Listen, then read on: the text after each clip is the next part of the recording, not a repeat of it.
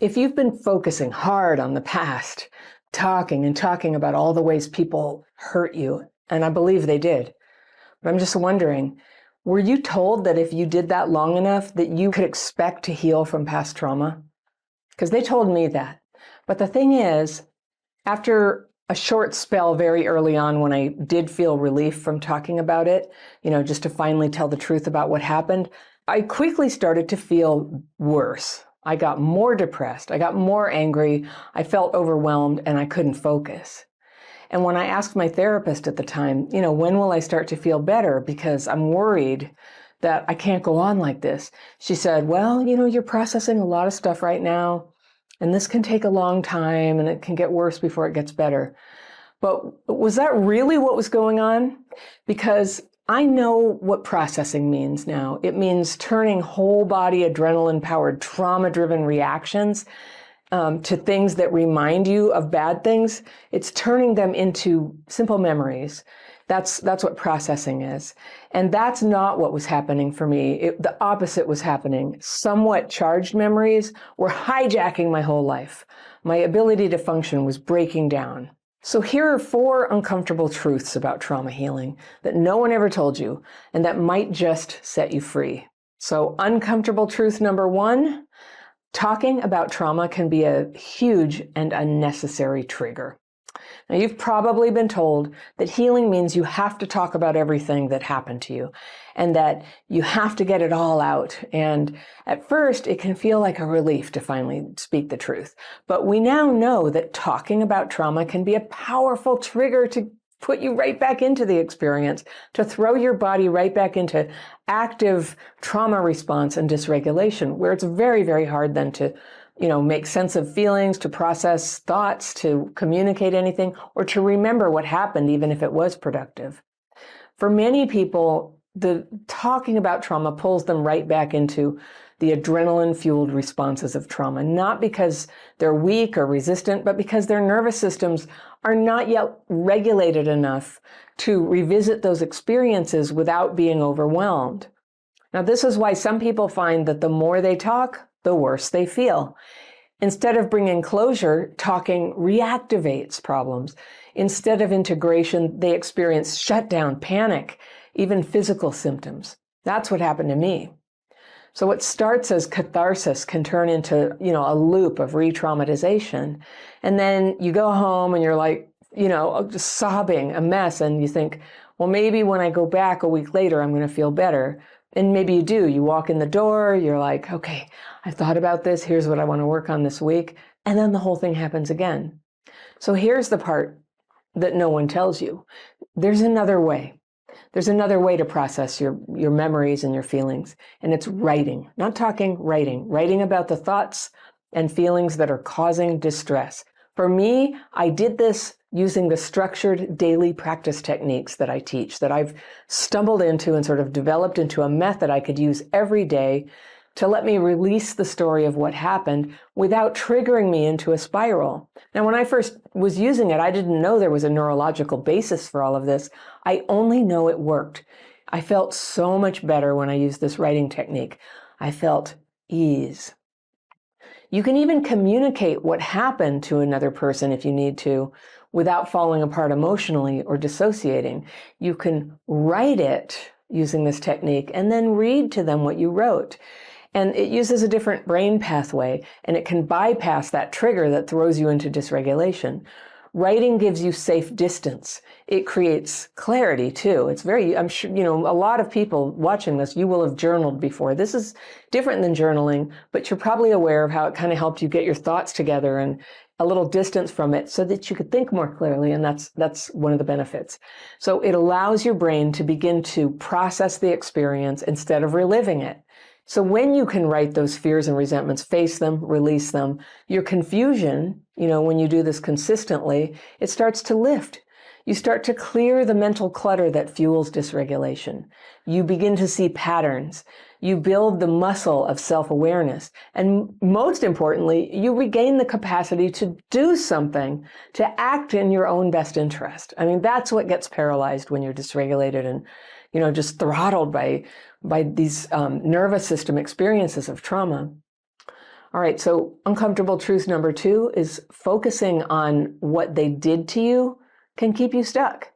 Focusing on what people did to cause your trauma is, at some point it needs to be faced, right? It can help in the right place and time though. And when it is, it can be such a relief to finally tell someone the truth about what happened to you and to get that validation from them. You want to name what happened. You want to break your silence. But focusing entirely on what others did, which is what you see on some YouTube channels, they're all about like how messed up everybody else is, how messed up they are. And it's delicious to learn about that because you're like, yes, that happened to me. That's exactly, wow, that's a thing. That's helpful. But all that is recognition. It's not really the work of healing. So I see that a lot online. I see it in social posts when people come to my channel and talk, post in the comments. I can tell who's been saturated in the other kind of videos that are about other people.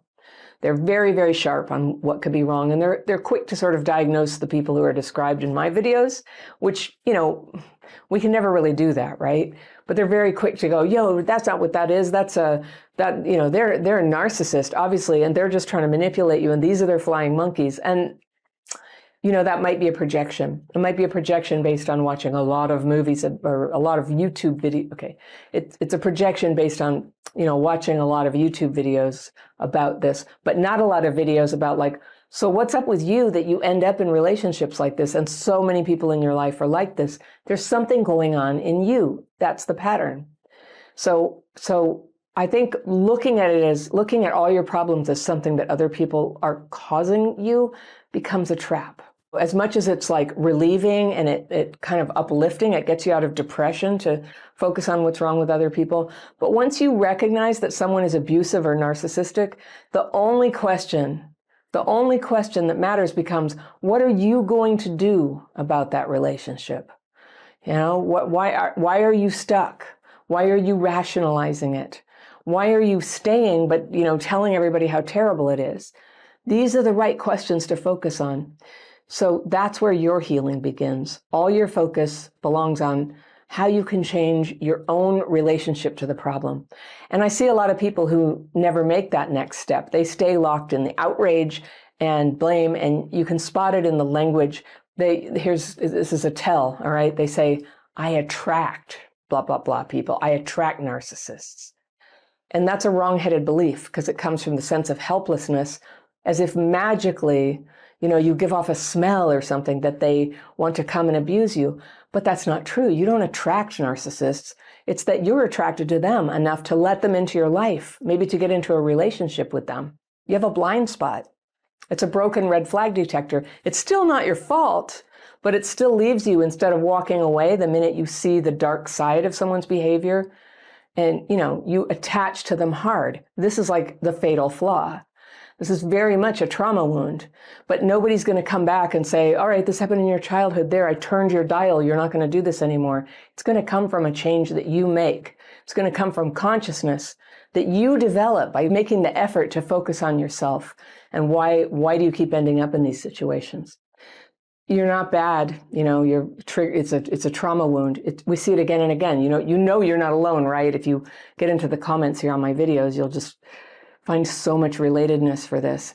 And what's a relief about knowing that it's a pattern is that at least, it's a thing. It's not like you're doing something unique because of some strange and unusual flaw in you. It's like you're doing something very common and normal for people who grew up the way you did. So if your trauma left you with a specific set of patterns, very common patterns, especially if you grew up with neglect or abuse, then you kind of know what happened. But now you know. Focusing on what happened is information. Focusing on what you're going to do is healing. Now, it's not just narcissists. It could be people who manipulate, people who don't respect your boundaries, people who leave you confused. That's so often the letters I get from people when they're like, I think I'm in a relationship. I'm not sure, I'm so confused. That is somebody who's like going into a fog, maybe a dissociation about what's happening. It's too painful to look at. When a relationship is real, it's not confusing. You might not like it, but you kind of know where it stands and you can ask, how do you feel about this? Here's how I feel about this. If you were trained from an early age to override your instincts in order to survive, then it makes sense that you'd keep doing this as an adult, right? It's just a pattern that got carried on too long. It helped you survive before, now it's a problem. But you don't have to stay in this pattern. When you can see the people for what they are, and it takes some healing to do that, easier said than done, I know, but that's what we do here. We do that healing. You can shut those people out of your life just like that. You spot them, boom, you're not doing that relationship.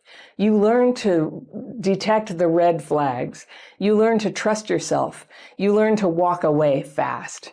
And that's a skill that you build, because trusting yourself, trusting your gut, it is a little bit complicated, because if you're hypervigilant, if you tend to, kind of get suspicious about everything that moves, yeah, is that your gut or is that hypervigilance? So it takes some healing to just start practicing, and you go, I have a bad feeling about this. And then you pay attention to, well, what's the outcome when you stick around? What's the outcome when you leave? And you start to learn, you start to get balanced in terms of how to interpret reality. That's like the most beautiful and essential skill that we need, but it's exactly what gets damaged through abuse and neglect. Hey, I've got a quick invite for you. I made a free daily practice course that shows you 2 simple techniques to calm the storm when you're triggered inside. It's short, it's powerful, and it helps you feel clearer, more focused, and more at ease, fast. Click the second link in the description section below, or use the QR code right there, and you can start your course right away. But it's discernment, detection of red flags. That's what makes healing possible. All right, the uncomfortable truth number 3, is that what we're on now? You can't heal while avoiding life. This one might sting, but healing doesn't happen in a vacuum. You can't isolate forever and expect to feel better. And I say that with compassion, because I used to do exactly that. When life felt too overwhelming, I pulled away, and I thought I was being protective, and I told myself I need space to heal. Or I was very, very focused on how other people were mean or not inclusive of me, or I didn't relate to them, or they were that kind of person or whatever. But there I was isolating. And so that was my rationale for staying away when the going got tough. But what was wrong was I was dysregulated. I was having trouble managing my own nervous system. And isolating is a stopgap. It's just to get away from the source, the thing that's, hard for you to manage, and the stress, but it's not going to regulate you. It's not going to heal you to isolate. Disconnection is not healing. It's actually a nearly universal symptom of early trauma, a feeling that you're sort of disconnected from people. You may recognize that in yourself. In fact, this is my new book. This is not the real copy. It's called a galley proof, but I have it. It's like a paperback version of what it's really going to look like. In this book, I talk about that a lot, the hidden ways we isolate to try to manage our dysregulation and our stress, and then how do we get back out of that. But in my work as Crappy Childhood Fairy and in my research and reading, I've just learned so many people who were traumatized as kids are just haunted by this feeling that they can't connect. And we always think it's just us. We didn't, once no, it's a thing, it's a pattern, it's a known phenomenon. And it could have to do with a lot of things, how you were raised. It could be your nervous system got kind of injured by neglect and didn't develop the strength in that area. Whatever the mirror neurons or parts of your brain and nervous system were meant to feel connected. So we do the best we can. We take advantage of every bit of neuroplasticity, and we practice, and we learn etiquette, and we learn techniques and tools and things so that we can connect, because it's such an important part of life. And I know there's going to be people all over the comments going, not me, I hate people. I just watch videos about connecting with them, but I don't want it. And I'm like, all right.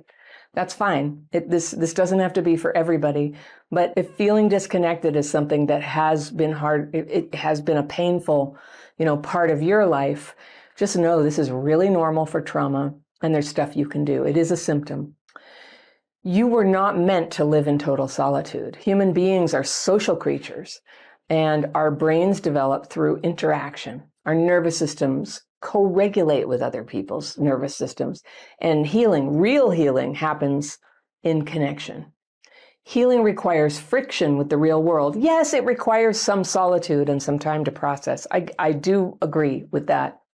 but you need friction to learn and to master the art of connection. And what I mean by that is friction is when things go wrong, when stuff is awkward, when you say the wrong thing, when someone is offended by you or they don't want to be friends with you anymore, when you argue, when you get into some, a traffic road rage situation. It's friction. It's not pleasant, but it's where you get the opportunity to practice being a person and having some boundaries and expressing yourself wisely in a way that, makes you feel like you kept your integrity, but doesn't get you into difficult situations where you're going to get hurt. And you get to do it wrong this way, and you get to do it wrong that way, and you get to discover where's your happy place, where's the right place for you. How do you express yourself? And there's no way to do that without practice. And that's why, especially with neglect in childhood, you may not have gotten that practice. You were just winging it by yourself. Maybe you pulled away from everybody to deal with it. So we need interaction, and we need feedback, and we need connection, even when it's awkward or imperfect or really, really uncomfortable. So start small. Talk to your neighbor just for a minute. Join a group or volunteer for something or ask someone to have a cup of coffee. I really like acts of connection that are small. My book has a whole thing on acts of connection. It's like a game. There's points for stuff that's hard. You get extra points for like actually sitting down with somebody. Texting somebody, 1 point. It's a small thing, but we push ourselves very gently, toward the edge of our comfort zone with people so that we can titrate our way out of isolation and into connecting with people. Anything that gently stretches your capacity to show up is positive and helps you practice. So careful, because we often get this impulse. I'm going to do everything. I'm going to do it all at once. I'm going to do 20 things. I'm going to change the kind of person I am. And then, you make the list, you do one thing, it was difficult, and then you just have to go to bed. I'm like, I can't deal with this. So a little at a time is actually the most practical, forward-thinking way to do it.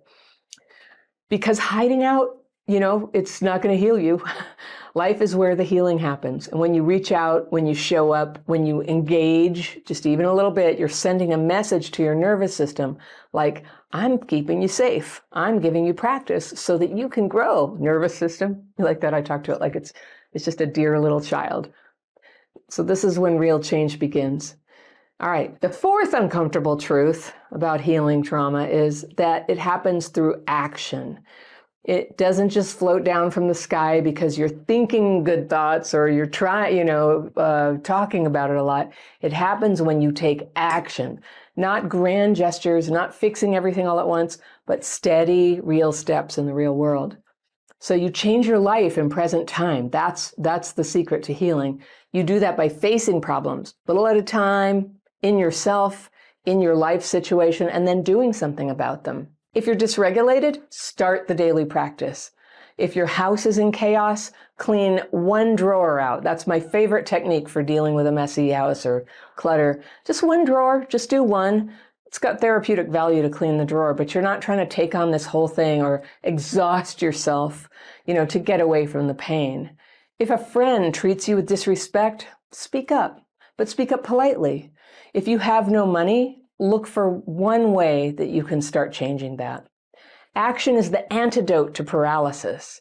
When you're stuck, action creates momentum. And when you're afraid, action builds confidence. When you're hopeless, action reveals new options. So you don't need to be perfect. No perfect actions, not flawless performance, but just brave, honest, consistent effort. Healing is not passive. You don't wait until you feel good. A lot of people make that mistake. You start moving even when you don't feel like it, even when you don't know where you're going.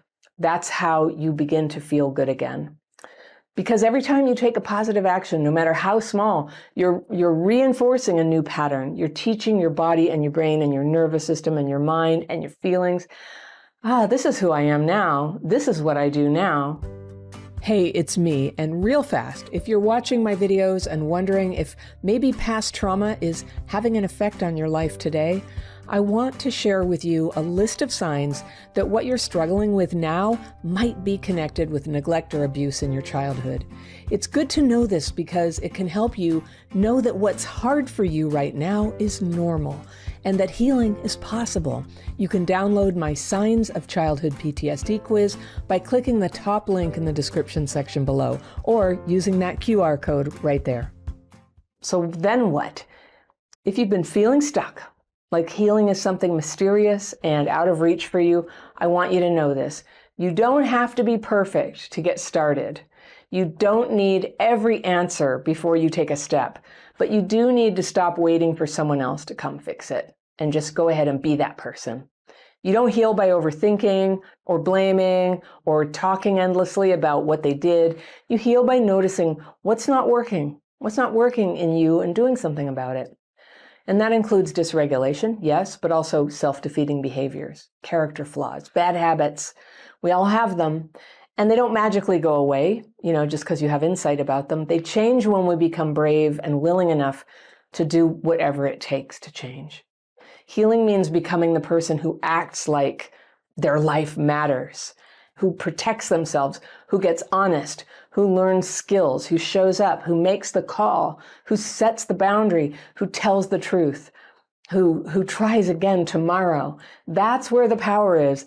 That's where the healing is. And you can start doing those things right now. It can begin to feel like an addiction where you almost want to feel overwhelm or exhaustion, because then you can give yourself permission to just lie down and keep isolating.